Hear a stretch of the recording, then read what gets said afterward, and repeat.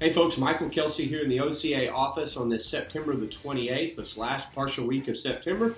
October 1st is right on our doorstep. And so this is your weekly update of all activities and events, not all, but a lot of the activities and events, some of the big ones going on here at the Oklahoma Cattlemen's Association.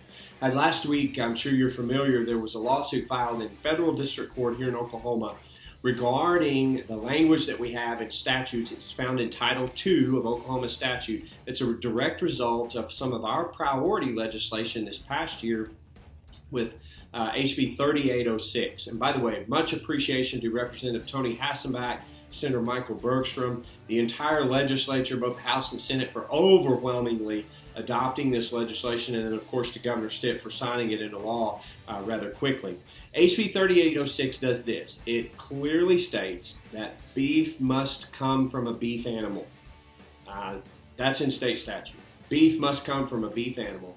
And then it says that if you're a plant-based product and you're going to use a meat term, doesn't prohibit the use of any terms. The language never prohibits the use of any terms. It says if you're going to use a meat-based term and it's plant-based, then you must use a plant-based type language, plant-based, vegetarian, vegan, etc.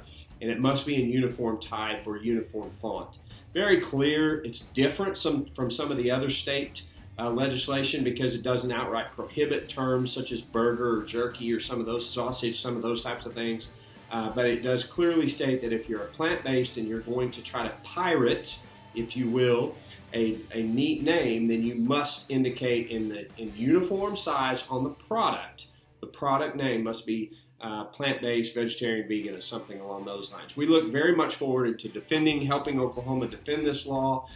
We think it's common sense. Just plain common sense for this type of legislation, and so we look forward to defending it. By the way, big thank you to our friends over at the Oklahoma Pork Council this past year, working closely with them to move this legislation forward. It was very much an honor to work with them as well. A couple of things going on this week. OCA participated in a Senate Agriculture Committee interim study today regarding beef processing and packing.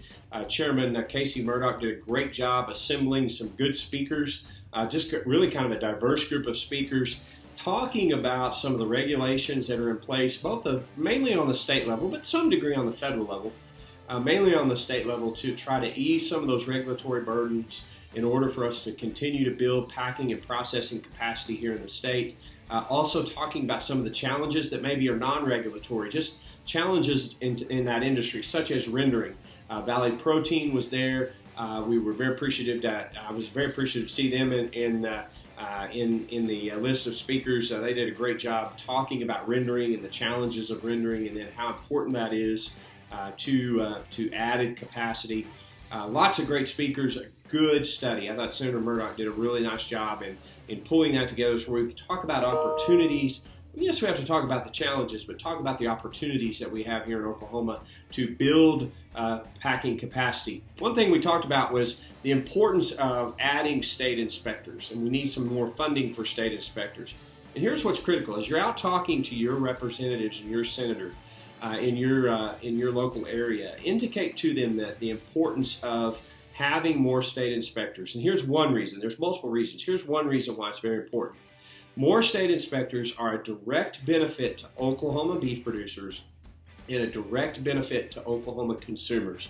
Because what more state inspection will allow us to do is our producers here in the state of Oklahoma who want to sell product directly to consumers, they will have more opportunity to get that product inspected. So it's just a direct benefit to them.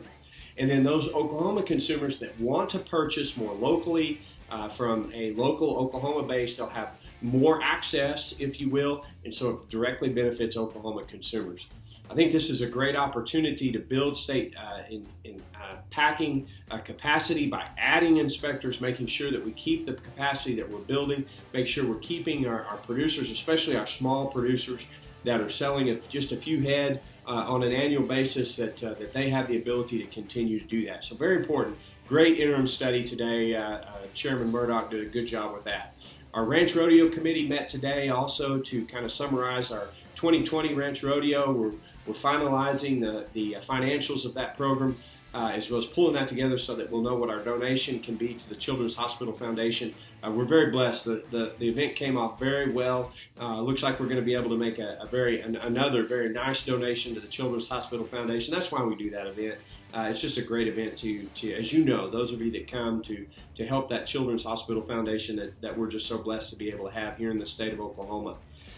This time next week, on Monday next week, we'll be moving into the Tulsa State Fair, moving the beef tent in to have our world famous ribeye steak sandwiches. So if you're going to be planning on going to the Tulsa State Fair, make sure you swing by the beef tent and pick up a ribeye steak sandwich. You will not regret it. And those of you that know how good those ribeye steak sandwiches are. So we look forward to seeing you there.